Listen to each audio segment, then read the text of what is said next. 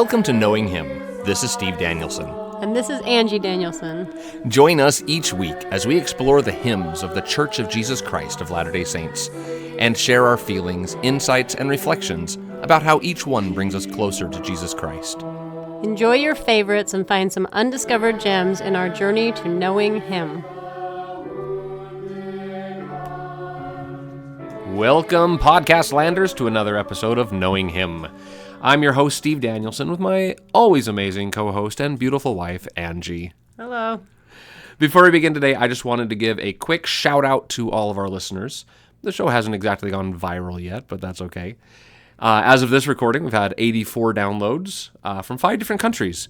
The United States, Canada, Germany, United Kingdom, and Singapore. We see you out there, Singapore, and we appreciate you listening. And hey, if you're hearing this episode today, please share it with a friend. We all need more of the hymns in our lives. Speaking of which, Angie, what hymn are we talking about today? Today we're going to talk about Called to Serve. So that's number 249 in the 1985 hymn book. So what can you tell us about Called to Serve? Well, we all, I think, as members of the Church of Jesus Christ of Latter-day Saints, love this hymn, especially if we've served a mission. Yeah. This is a hymn that many of us have memorized. So the reason why I picked this hymn was because I was kind of curious that because I served my mission in Spain, and in the Spanish hymn book there are 4 verses to this hymn, but there's only 2 in the English hymn book. So I was wondering why that was. It's a mystery. That's right. So part of the mystery's been solved, and part of it is still a mystery. But let's just start out talking about the hymn itself. So Called to Serve is one of only 7 hymns that are also in the children's songbook, and it was originally in the children's songbook to begin with before it was in the 1985 hymnal. It wasn't in the previous hymnals. And it wasn't included until 1985 in the regular hymn book, right? So I love this story that's from our Latter-day Hymns, this book about the different hymns, and it's just an amazing story that I think will resonate with people. It says they weren't planning on putting Called to Serve in the hymn book, but this all changed during an April 1985 meeting at the Assembly Hall on Temple Square, attended by every mission president of the church.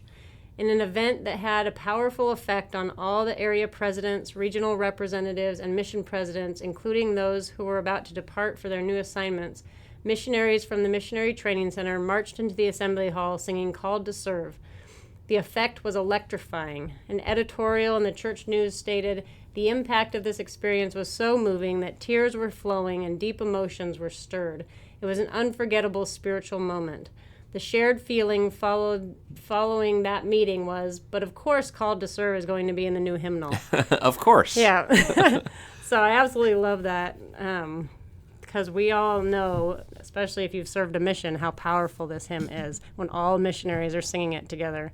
And I can just imagine that meeting was incredible. The spirit was there. Yeah, I often have a hard time singing the song without getting emotional because of the experiences I had as a missionary.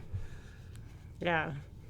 Can you share with us a story about the Pioneer Sesquicentennial? Yeah, so in 1997, that was the Sesquicentennial, which is a fun word, 150th celebration, 150 years from the time that the pioneers entered the Salt Lake Valley.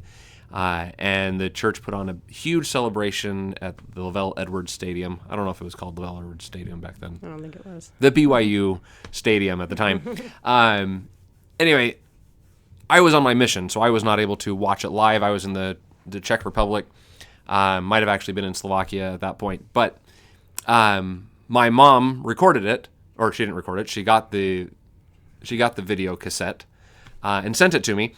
And thankfully, we had a tape player that could actually play United States cassettes, because if most European VCRs couldn't play American cassettes, but we had one in one of the elders' apartments.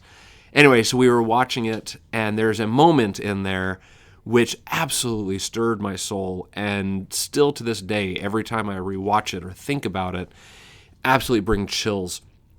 So near the end of the celebration, the Tabernacle Choir premiered a new piece by K. Newell Daly, Faith in Every Footstep. And after the second verse, as you're expecting them to go into the third verse, suddenly the orchestra changes to playing Called to Serve, and in through all the entrances come all the missionaries from the MTC, the Missionary Training Center, just flowing into the stadium, singing together, Called to Serve. Oh, I can hardly talk about it right now without getting emotional. And just the chills and the spirit that is felt when you just see these young men and women singing with their hearts, I'm called to serve him, heavenly King of glory. It's a moment that is not to be forgotten. And I've talked to people that were watching it live and that were there in the stadium, and it was the same for everyone, feeling this electric power as the missionaries were singing Called to Serve. And it's something I'll never forget. Yeah, it's powerful. It sounds like that was the same experience they had in this meeting in 1985. And so it was the last hymn added to the 1985 hymnal. Very last one. Yeah. And it's interesting, it wasn't put in with the other children's songs. So yeah. I'm a child of God and families can be together forever. That's all around 300 and so in there. But this is put right in the middle of all behold the royal army, these marching hymns. Yeah. So it was first published in LDS Primary Songbook in 1920, called the Primary Songbook, and it originally had 3 verses. So can you read to us the other? This was actually used to be the second verse, and the one we have as the second verse now used to be the third verse. Okay, so here's the omitted second verse. Called to serve his path of service loyal, called to lead to his eternal light. Rich reward awaits in mansions royal. Forward then in heavenly might. So that verse actually still is one of the verses in the Spanish hymn book. Is it the second verse in the Spanish one? No, it's the third verse. It's the third verse in the Spanish one. But the fourth verse, I still don't know where it came from.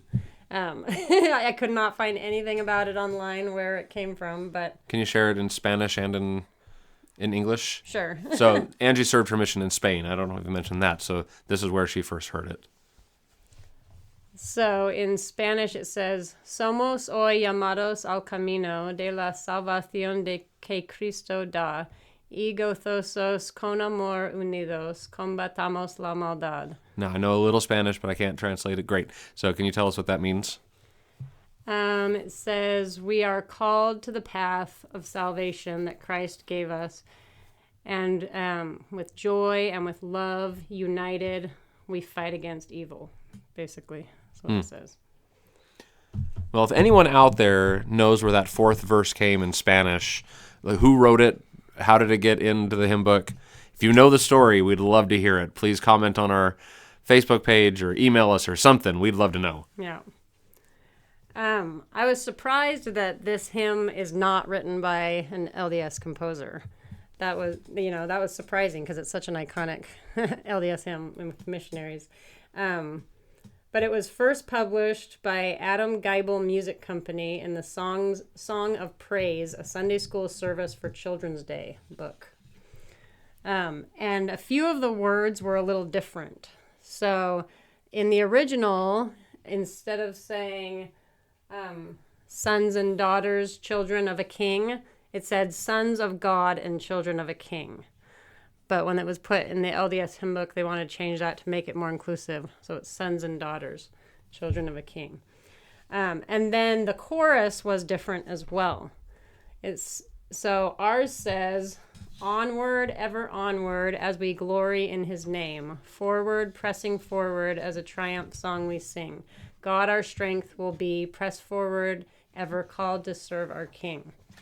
And the original words say, onward, ever onward, counting gain of earth as loss.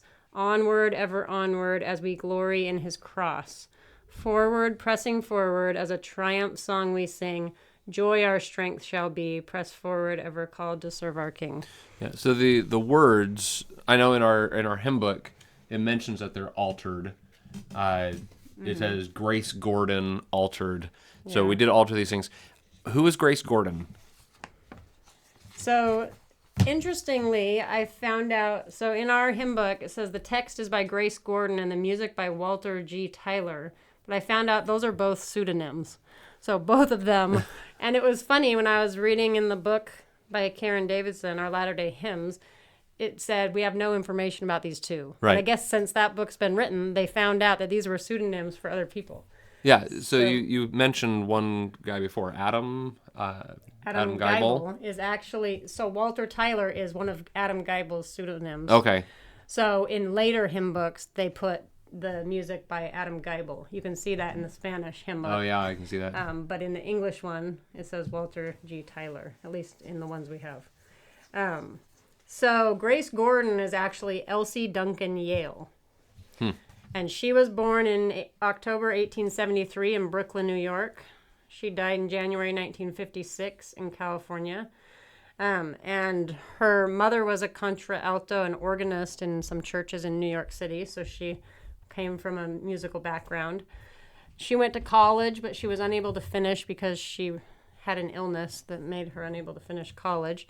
But shortly after she got married, she started writing not only poems, but stories, and she wrote for magazines and stuff, and she had a lot of success. It says that she was an editor for the Ladies' Home Journal. She wrote for the Hall Mack Company.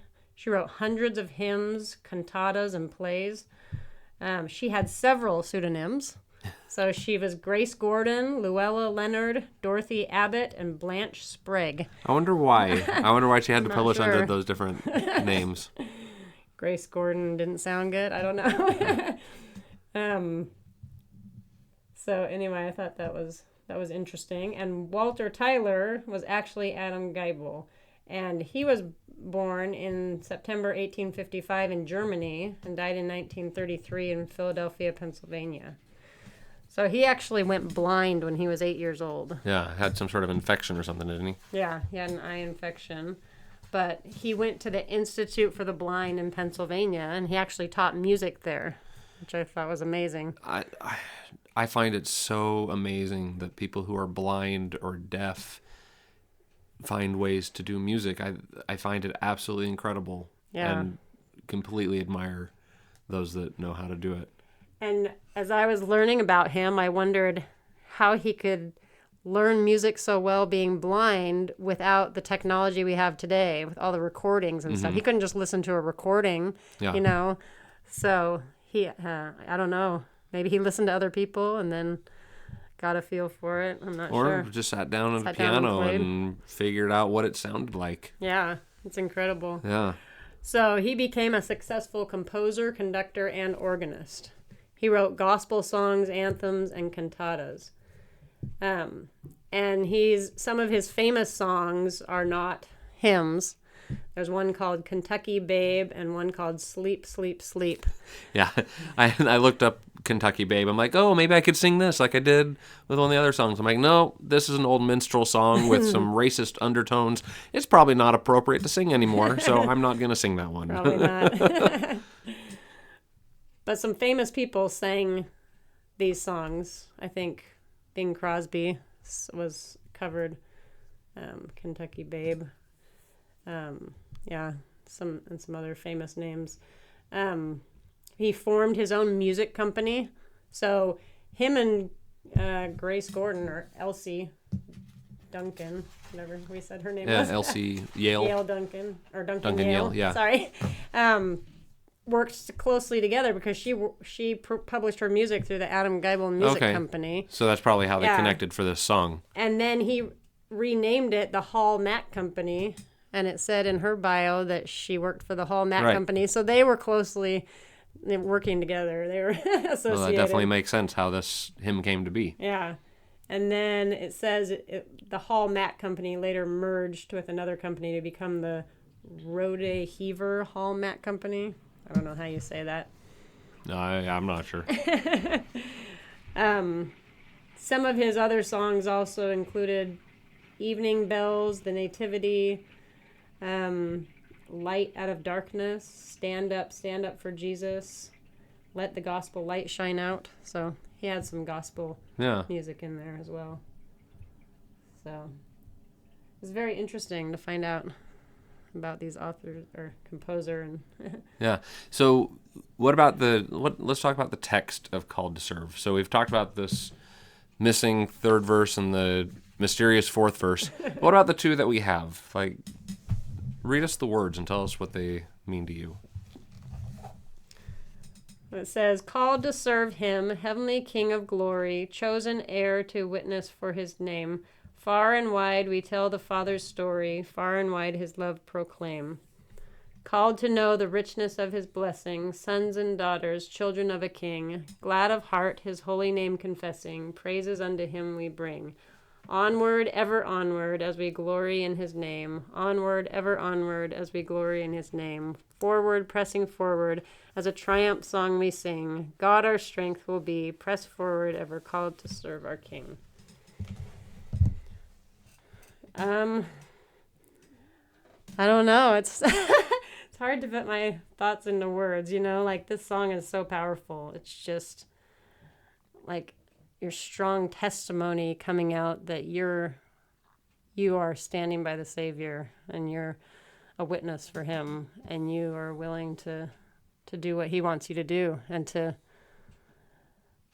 serve him in whatever capacity you're called to. And it's beautiful that it says, we are sons and daughters of our Heavenly Father, Heavenly King, and we will gladly go out into the world and glad of heart, his serve holy in his name. Confessing. Yeah. So. Did you feel that way when you were serving on a mission? Were you always glad of heart to confess his name? I was. I mean, it was hard.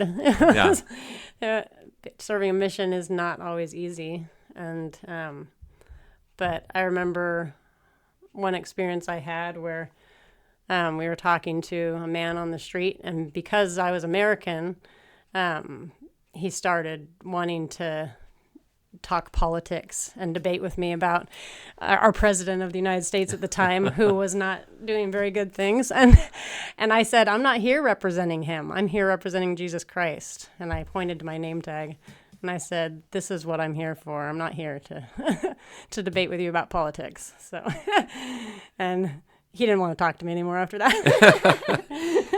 One of the things I loved about being a missionary was the fact that you literally were bearing the name of Jesus Christ.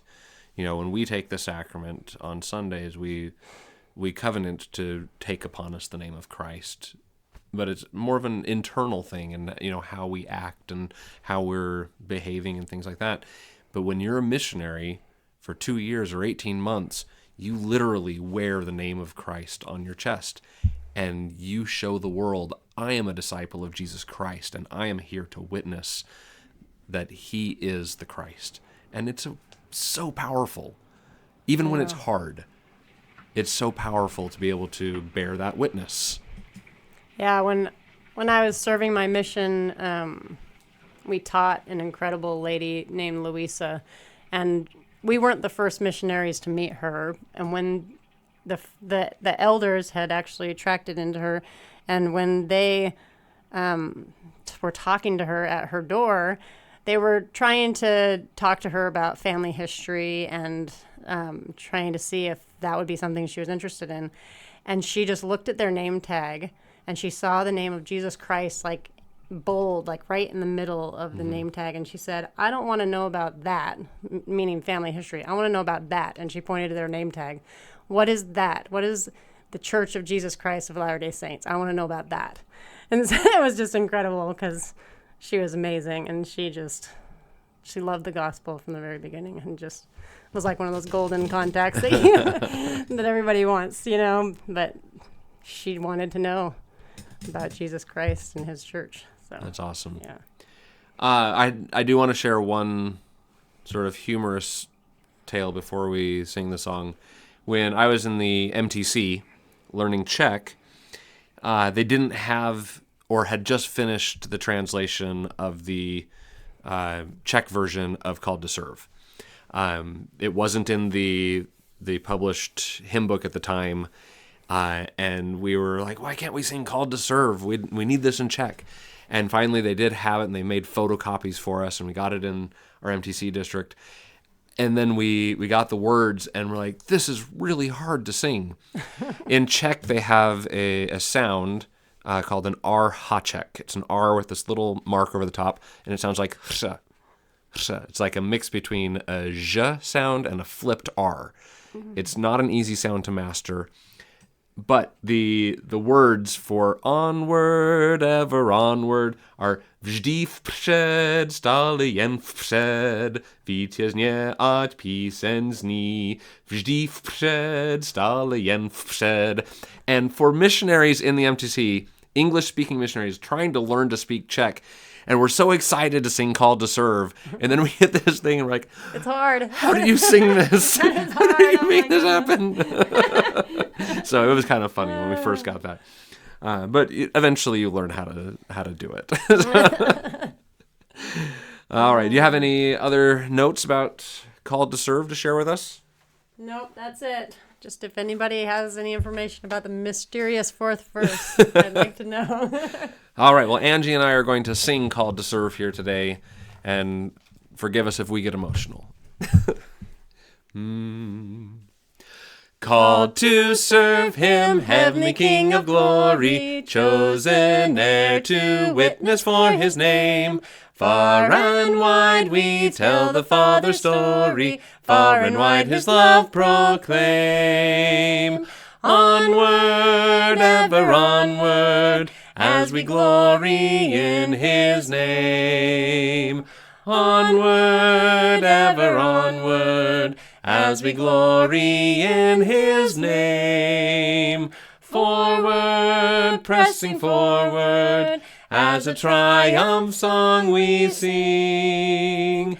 God our strength will be, press forward ever, called to serve our King. Dun, dun, dun, dun, dun. Called to know the richness of his blessings, sons and daughters, children of the King. Glad of heart his holy name confessing, praises unto him we bring. Onward, ever onward, as we glory in his name. Onward, ever onward, as we glory in his name. Forward, pressing forward, as a triumph song we sing. God our strength will be, press forward ever, called to serve our King. Well, friends, thank you for joining us today as we discussed the hymn Called to Serve. As always, it's a joy to be with you and to discuss the hymns. If you'd like to connect with us, please email us at knowinghim@gmail.com or record a voice message for us at anchor.fm/knowinghim. In the meantime, I hope you'll join us next week as we sing our way to knowing Him.